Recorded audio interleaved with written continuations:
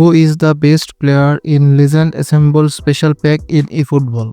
As you can see, there is 15 players. Each of these cards are good. So I am ranking the best eFootball legend from each position like attacker, midfielder, defender, goalkeeper. If you need center back, then the absolute beast is Fabio. His defensive awareness, tackling and jumping are good. Go for this card if you need center back.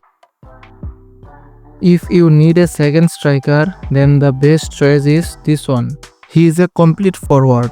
Choose this card if you need a second striker. If you are looking for a goalkeeper, then go for this one. This card is an absolute wall. If you need a center forward, then the best card is this two. If you need a good header, then go for this one. And if you need a good dribbler, then this one. For a good attacking midfielder, I would recommend this card because this is the best playmaker from this pack. I need a center back, so I am going to sign this player. If you want to know the best way to train this player, then comment below. Who did you sign from this pack? Let me know in the comment section. And don't forget to leave a like and subscribe for more eFootball content.